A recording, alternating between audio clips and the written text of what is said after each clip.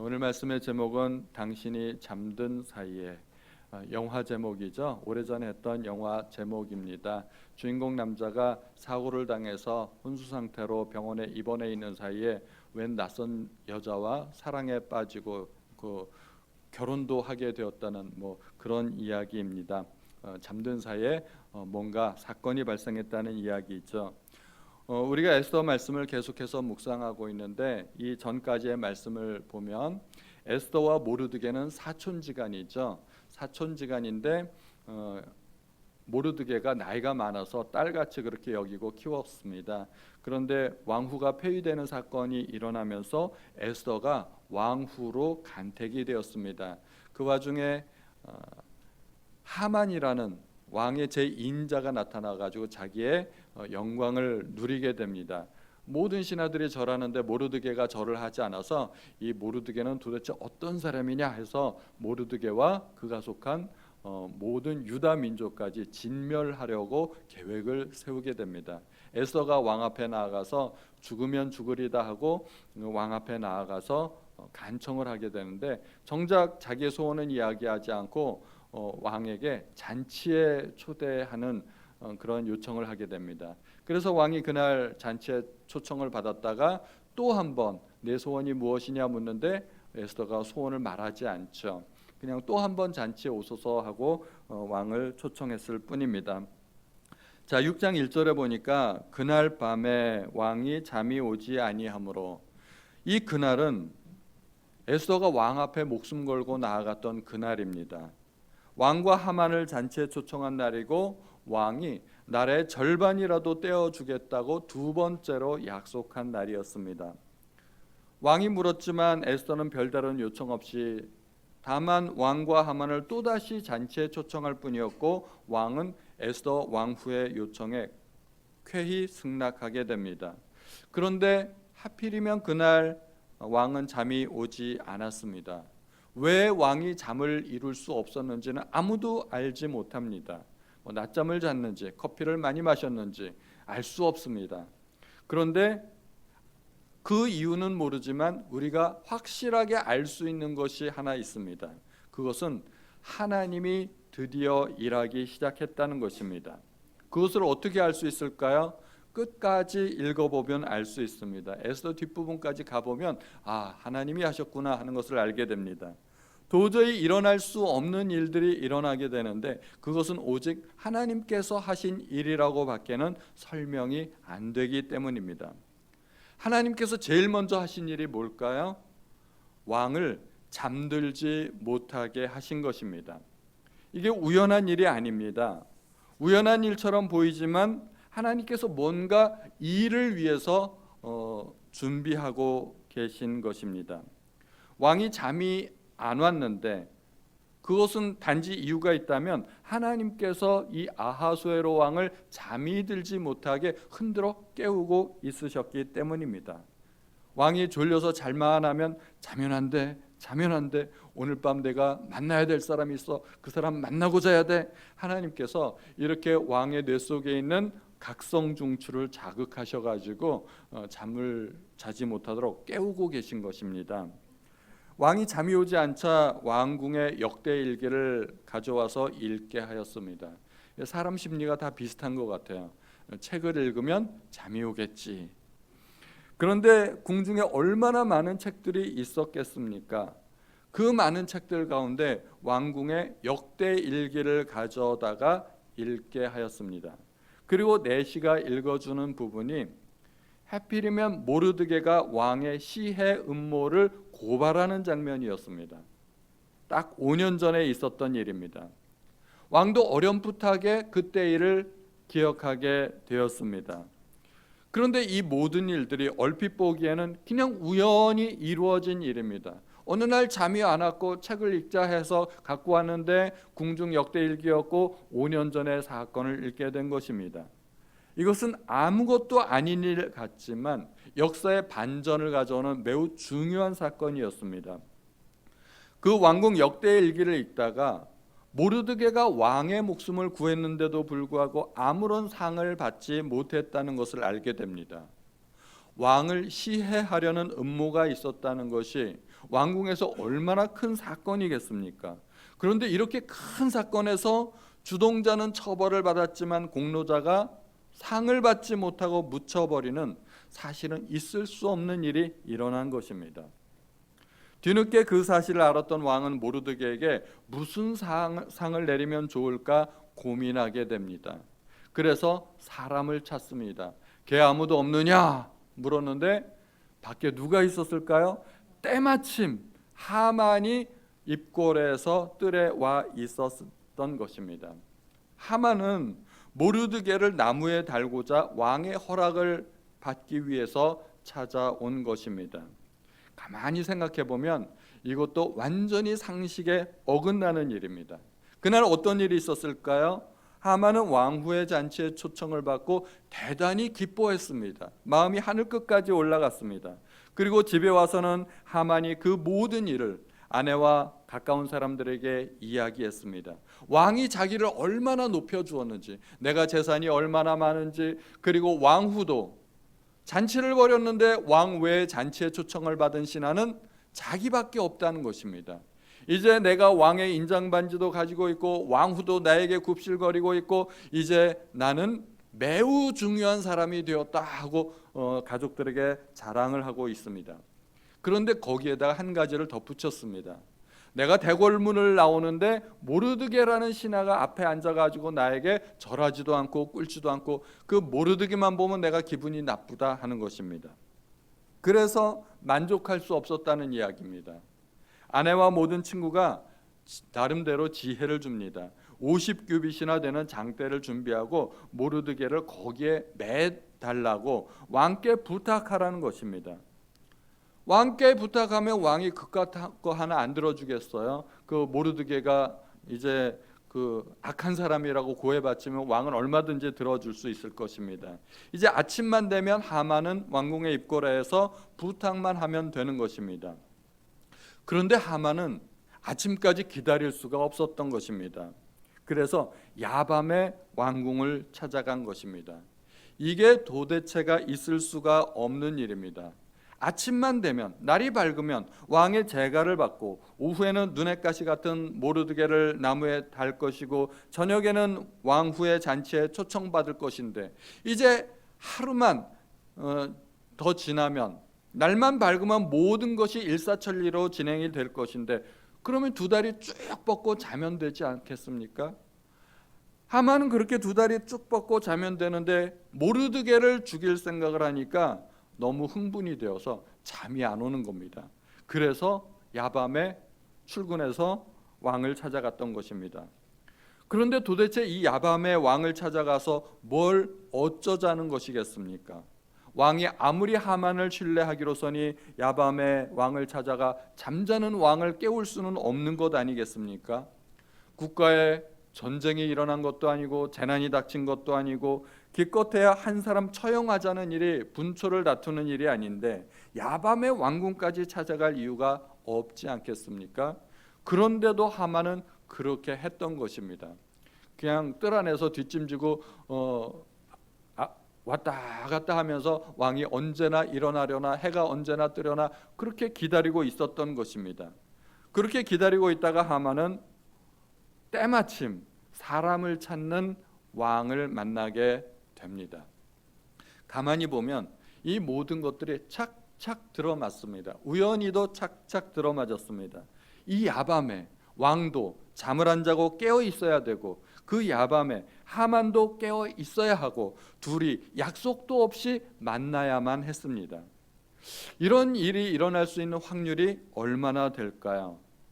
그런데 우리가 에스더서를 읽어보면 우연에 우연히 겹치는 사건을 통하여 일이 전개됩니다. 그 모든 것이 우리는 하나님의 섭리라고 부릅니다. 에스더와 유다인들은 3일간을 금식하면서 민족이 전멸당하게 될 위기에서 하나님 앞에 기도했습니다. 하나님은 기적을 통해서도 응답하시지만 우연한 사건을 통해서도 응답하십니다. 하나님께서 사람들의 마음을 움직이시고 어떤 사건을 일으키시고 사람과 사람이 만나게 하시는데 그 응답이 우연처럼 보이는 경우가 많습니다. 그래서 사람들은 어쩌다, 우연히 그렇게 말을 하지만 우리는 그것을 하나님의 섭리라고 말합니다. 신앙 안에서는 우리가 몰라서 그렇지 사실은 우연이 없습니다. 모든 것이 하나님의 섭리이고 하나님의 뜻 안에 있을 뿐입니다. 에스더가 왕후가 되었을 때 유다 민족은 얼마나 기뻤을까요? 우리 민족 중에서 왕후가 나왔다. 그런데 5년이 지나면서 유다 민족은 도리어 멸족의 위기에 처하게 됩니다.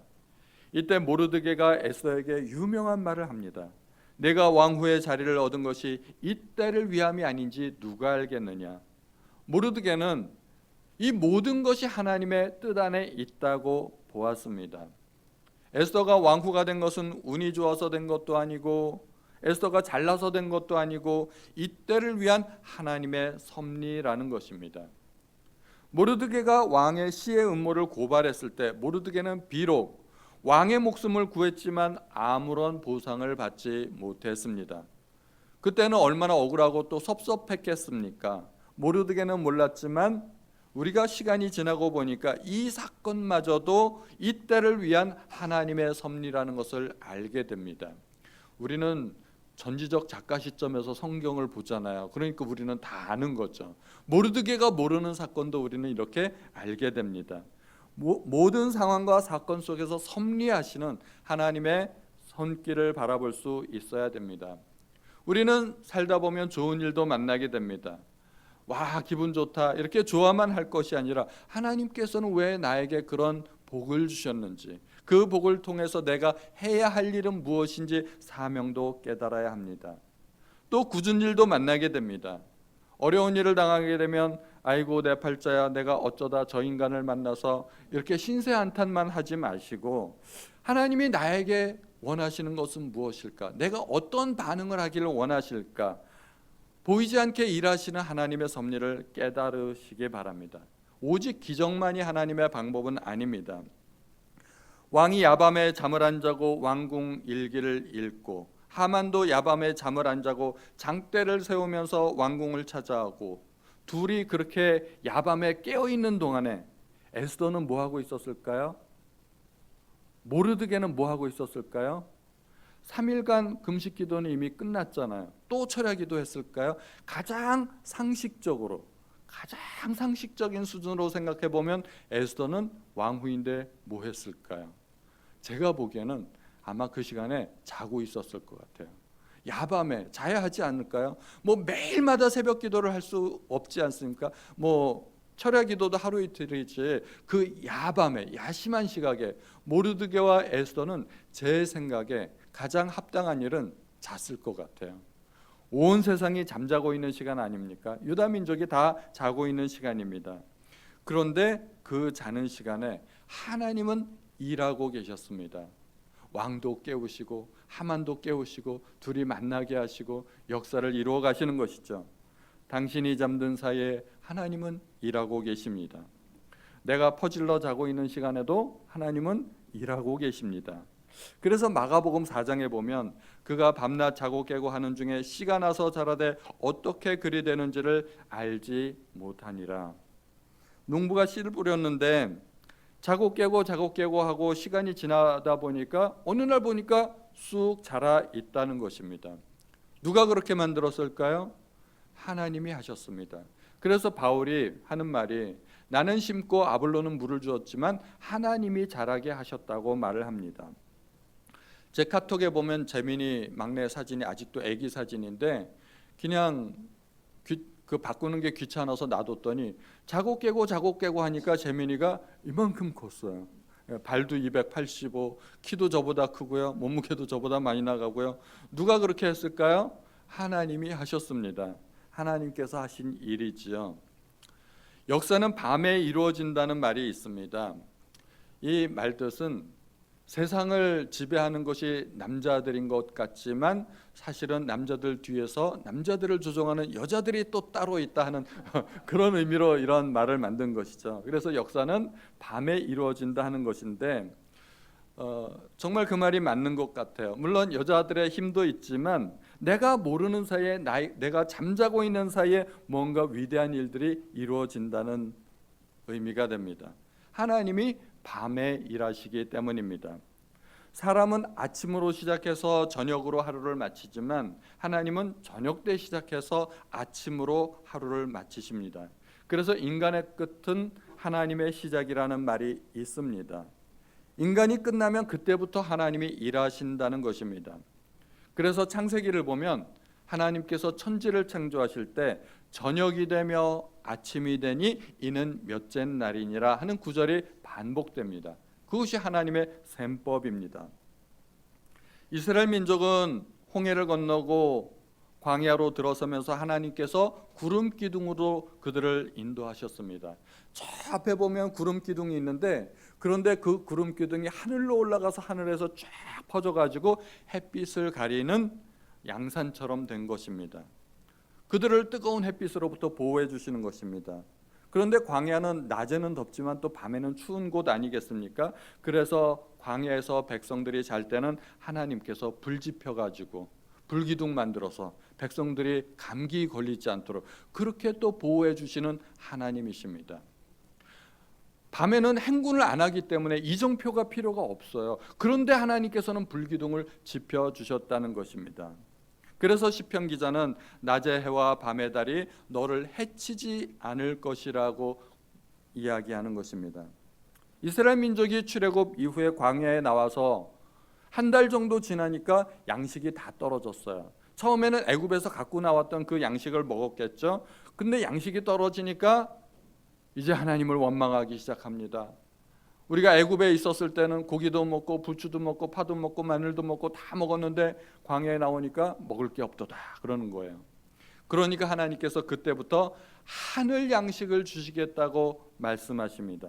그래서 백성이 딱 아침에 일어나 보니까 온 광야에 하얗게 온 들판을 덮어 있던 것이 있었습니다. 그것이 뭘까요? 그게 만나였습니다. 온 세상을 뒤덮은 만나를 그들이 주워 먹고 살았습니다. 아침 되니까 만나가 내려 있던 것입니다. 밤새도록 누가 일하셨을까요? 하나님이 일하신 것입니다. 백성이 그렇게 퍼질러 자고 있는 사이에 하나님은 야근하신 겁니다. 매일 밤마다 쉬지도 않고 그렇게 하나님이 야근하셨습니다. 그래서 시편 121편에 우리 다 같이 읽어볼까요? 시작. 이스라엘을 지키시는 이는 졸지도 아니하시고 주무시지도 아니하시리로다. 아멘. 이게 얼마나 위안이 되는 말씀인지 몰라요. 그런데 안식일 전날에 하나님은 백성에게 이틀치 양식을 준비하라고 말씀하십니다. 원래 만나는 유통기한이 얼마나 될까요? 딱 하루밖에 되지 않습니다. 그걸 모르고 백성들이 다음 날까지 만나를 보관했더니 냄새나고 썩고 벌레가 생기고 먹을 수 없게 되었습니다. 만나는 유통기한이 하루입니다. 그런데 모세의 말대로 백성들이 만나를 이틀치 양식을 준비하고 다음 날이 되었는데 아침에 보니까 냄새도 안 나고 벌레도 생기지 않았습니다. 이게 또 대단한 일이죠. 그리고 그렇게 안식일이 되자 모세가 백성에게 말합니다. 모세가 이르되 오늘은 그것을 먹으라. 오늘은 여호와의 안식일인즉 오늘은 너희가 들에서 그것을 얻지 못하리라. 여호와의 안식일이라고 이야기합니다. 안식일에는 하나님이 만나 공장 가동을 안 하신답니다. 하나님도 쉬셔야 되기 때문에. 하나님이 일을 안 하시니까 만나가 없는 겁니다. 그때는 하나님께서도 주 6일째로 일하셨던 것 같아요. 네, 신약에 들어서니까 하나님이 드디어 주일에도 일하시기 시작하셨죠. 그래가지고 안식일에도 그래서 하나님이 일을 더 많이 하신 것 같은데 하나님이 일을 안 하시면 백성이 만나를 얻을 수가 없는 겁니다. 우리가 그렇게 하나님이 일하시는 걸 어떻게 다 알겠습니까? 우리는 하루하루를 살아갈 뿐이지만 하나님은 태초부터 종말까지 우주의 역사를 주관하시는 하나님이십니다. 우리는 지금 당장 내 눈앞에서 일어나는 상황밖에 볼 수가 없습니다. 우리 뒤에서 보이지 않게 일하시는 그 하나님의 손길을 우리가 어떻게 다 알겠습니까? 그래서 김석규 목사님이 이런 찬양을 지었습니다. 왜 나만 겪는 고난이냐고 불평하지 마세요. 고난의 뒤편에 있는 주님이 주실 축복 미리 보면서 감사하세요. 너무 견디기 힘든 지금 이 순간에도 주님이 일하고 계시잖아요. 너무 견디기 힘든 지금 이 순간에도 나는 어떻게 할 줄 모르고 발만 동동 구르고 있는데 누가 일하신다고요? 주님은 그 순간에도 일하고 계신다는 것입니다. 일하시는 주님을 믿으시기 바랍니다. 하만은 모르드게를 장대에 매달게 해달라고 왕을 찾아왔지만 그것은 제 발로 제 무덤을 찾아온 것입니다. 하만도 몰랐고 사실은 왕도 몰랐을 것이고 아무도 몰랐습니다. 우리는 성경을 끝까지 다 알고 있으니까 우리는 알고 있는 것이죠. 왕이 질문을 합니다. 존귀한 신하를 높이기 위해 어떻게 하면 좋겠느냐? 왕의 마음속에는 모르드게가 있었던 것이죠. 모르드게가 내 목숨을 구해줬는데 뒤늦게나마 이제 후회하면서 모르드게를 높여주려고. 그런데 모르드게 이야기를 모르는 하만은 그것이 누구 이야기로 생각했어요? 자기 이야기인 줄 알고, 야, 왕이 이 나라에서 이 제국에서 높여주려는 사람이 나 말고 또 누가 있으랴, 그러면서 엄청난 이야기를 해버렸습니다. 왕의 옷을 입히시고 왕관을 씌우시고 왕이 타시는 말을 태워가지고 온 성중을 돌면서 왕이 존귀하게 하기를 원하시는 자에게는 이같이 왕이 하실 것이라 하고 높여주라는 것입니다. 하만의 속내가 드러났죠. 자기도 왕 행세를 한번 해보고 싶었던 것입니다. 우리말에 김칫국부터 마신다는 말이 있는데 하만은 김칫국부터 정말 마시고 있었던 것입니다. 하만의 교만한 마음에 그런 말을 내뱉어 버린 것입니다. 겸손한 사람이었더라면 그런 말을 안 했을 텐데요. 그래서 잠언에서는 교만은 배망의 선봉이요 거만한 마음은 넘어짐의 앞잡이니라 말하고 있습니다. 하만이 교만했기 때문에 드디어 악수를 두게 된 것입니다. 왕이 말한 것이 이것이 모르드게 이야기임을 알았을 때 하만은 허걱했을 겁니다. 아니, 세상에 이런 일이. 자기가 멸하고자 하는 사람을 왕이 자기보다 높이게 되었고 그 일에 앞장서서 자기가 행동하게 되었던 것입니다. 왕은 하만이 말한 그대로 모르드게에게 시행하라고 명령합니다. 조금도 빠짐없이. 그것을 행하면서 하만의 속이 얼마나 썩어 들어갔겠습니까? 모르드게를 위해서 함정을 팠는데 자기가 빠져버린 것입니다. 이것이야말로 성경에 나오는 가장 극적인 반전이 아닐까 합니다. 성경에는 여러 가지 반전 이야기가 나옵니다. 거지 나사로와 부자 이야기도 대반전이 있죠. 부자는 날마다 호화로운 잔치를 벌이며 살았지만 죽어서는 물 한 방울 마실 수 없는 지옥에 갔습니다. 나사로는 부자의 상에서 떨어지는 것을 주워 먹고 살았지만 죽어서는 아브라함의 품에 안겨 최고의 위로를 받았습니다. 양과 염소의 이야기도 반전이 있죠. 내가 줄일 때 너희가 먹을 것을 주었고 목마를 때 마시게 하였고 나그네 되었을 때 영접하였고 헐벗었을 때 옷을 입혔고 병들었을 때 돌보았고 옥에 갇혔을 때 와서 보았느니라. 의인들은 자기들이 전혀 주님께 그런 일을 한 적이 없다고 이야기를 했지만 주님이 그들에게 상을 주시겠다는 것입니다. 작은 자에게 한 것이 곧 내게 한 것이니라 하면서. 거꾸로 된 이야기도 있죠. 주님을 위해 나름대로 헌신했다고 생각하는 사람들이 오히려 주님으로부터 외면당하게 되는 이야기입니다. 마태복음 7장 22절 이하에 그날에 많은 사람이 나더러 이르되 주여 주여 우리가 주의 이름으로 선지자 노릇하며 주의 이름으로 귀신을 쫓아내며 주의 이름으로 많은 권능을 행하지 아니하였나이까 하리니 그때 내가 저희에게 밝히 말하되 내가 너희를 도무지 알지 못하니 불법을 행하는 자들아 내게서 떠나가라. 어떤 목사님이 설교 중에 우리가 천국에 가면 두 가지 사건 때문에 깜짝 놀라게 될 것이라고 이야기합니다. 그 중에 하나는 마땅히 거기 있어야 할 사람이 없다는 것입니다. 우리가 천국에 다 같이 올라갔는데 보니까 우리 남전도 회장님 안 오셨네? 어디 가셨나? 우리 여전도 회장님도 안 오셨네? 바자회 준비하느라고 바빠서 못 오셨나? 그러면 큰일 아니겠습니까? 게다가 우리 장로님도 안 오셨네? 그러면은 더 큰일입니다. 그건 약과죠. 우리 목사님 안 보이네. 우리 담임 목사님 어디 계실까? 그러면 그건 완전 대박이죠. 그런 일이 없기를 바랍니다. 설마 우리 교회 이야기는 아니겠죠. 저기 딴 나라 이야기겠죠. 그런데 그런 일이 있을 수도 있다는 것입니다. 또 한 가지 놀랄 일은 전혀 기대하지 않았던 사람이 엄청난 상을 받게 된다는 것입니다. 이 땅에서는 별 볼 일 없던 것 같이 보이던 사람이 큰 상을 받게 되면 놀라지 않겠습니까? 이 세상에서 주님 때문에 고난받고 오직 하나님의 나라에만 소망을 두며 별 볼 일 없는 것 같은 인생을 살던 사람이 가질 수 있는 큰 소망이 하나 있습니다. 언젠가 인생에 대반전이 있으리라는 것입니다. 주님이 다시 오시는 날 모든 믿는 자들에게는 영광의 면류관이 준비되어 있을 것입니다.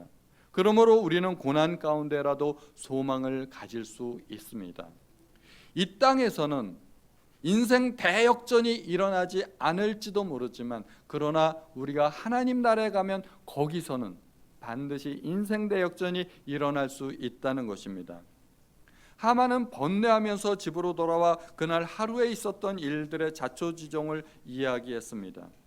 이제는 아내도 친구들도 하만의 파멸을 예견하게 됩니다. 하만은 이미 미끼를 덥석 물어버렸습니다. 빠져나갈 수가 없습니다. 왕은 모르드게를 높이기 시작했고 에스더의 어떠한 요청도, 심지어 나라의 절반이라도 들어주겠다고 약속했습니다. 하만의 음모는 만천하에 공개될 것입니다. 하만이 어떻게 살 수 있겠습니까? 마지막으로 하만이 살 수 있는 유일한 길이 있다면 자기 계획을 철회하는 것입니다. 모르드게에게 용서를 빌어야 됩니다. 어떻게 해서든지 유다인들을 구하기 위해 노력했어야 했습니다. 그렇게라도 했더라면 하만은 어쩌면 살았을지도 모릅니다. 그러나 하만의 교만과 자존심이 그것을 허락하겠습니까? 교만한 사람은 끝까지 기회가 없습니다. 하만은 모르드게와 유다인을 멸족시키기 위해 제비를 뽑았습니다. 12월이 걸렸죠. 그러니까 약 1년간을 자기 계획을 실행하려고 준비하려고 하였으나 하나님은 단 하룻밤 만에 하만을 몰락시키고 계십니다. 그것이 하나님의 능력입니다. 사람의 지혜와 능력이 어떻게 하나님을 이길 수 있겠습니까? 그러므로 인간은 하나님 앞에서 겸손해야 합니다. 망하는 것은 순식간입니다. 공든 탑도 무너질 수 있습니다. 하만이 그 자리에 올라가기까지, 그 많은 재산을 모으고 그 높은 관직에 오르기까지 얼마나 많은 노력을 했겠습니까? 짓 밟고 권모술수를 쓰고 거기까지 올라갔는데 하나님이 불어버리시니까 한순간에 무너져 버립니다. 하나님이 불어버리시면 한순간에 모든 것이 날아가 버립니다. 우리는 내 인생에 하나님의 개입이 없는 것 같고 아무런 하나님의 돌보심이 없는 것 같지만, 그러나 보이지 않게 나를 이끌어 주시는 하나님의 선하신 손을 알아야 합니다. 우리는 대개 성경에 나타난 기적 같은 일들을 평생 한 번도 경험하지 못합니다. 귀신이 쫓겨나가고 소경이 눈을 뜨고, 그리고 나병 환자가 깨끗함을 받고 바람과 바다가 잔잔해지고 물 위를 걷기도 하고 떡 5조각으로 5,000명이나 먹는 놀라운 이야기들, 우리 생애는 한 번도 경험하지 못합니다. 그것은 오직 성경에나 나오는 남의 이야기처럼 들립니다. 그러나 내 인생에 기적이 없다고, 기적을 경험한 적이 없다고 낙담할 필요가 전혀 없습니다. 왜냐하면 기적은 좋은 것이기는 하지만 기적을 경험하려면 기적을 만나기 이전에 기적이 필요한 상황을 먼저 만나야 하기 때문입니다. 기적이 아니면 도저히 해결할 수 없는 절체절명의 위기 상황, 그러므로 기적을 많이 경험한 것이 좋은 일일까요? 제가 보기에는 좋은 일이 아닌 것 같아요. 그만큼 인생이 고달프다는 의미입니다. 소경이 눈을 뜨려면, 우리도 그런 경험을 하려면 우리는 어떻게 살아야 될까요? 우리는 먼저 소경이 되어야 돼요. 우리가 소경이 되어야 눈을 뜨고, 우리가 나병에 걸렸어야 나병이 낫고 우리가 죽은 다음에야 죽은 자가 일어나는 그런 경험을 하지 않겠습니까? 하나님은 기적보다는 오히려 보이지 않는 손으로 더 많이 역사하십니다. 사람의 마음을 움직이시고 우연한 만남과 사건을 통하여 하나님께서 그 뜻을 이루어 가십니다. 하만의 멸망은 하만의 교만으로부터 시작된 것을 잊지 마시기 바랍니다. 인생에는 반전이 있습니다. 하늘 끝까지 올라갔다가 땅 끝까지 떨어지게 됩니다. 우리의 인생의 최대 반전은 최후의 심판대 앞에서 이루어질 것입니다. 그 반전을 기대하면서 이 세상을 살아가시기 바랍니다. 하나님은 나의 등 뒤에 계십니다. 나의 등 뒤에서 도우시는 하나님, 그 하나님만 의지하시기를 주님의 이름으로 축원드립니다.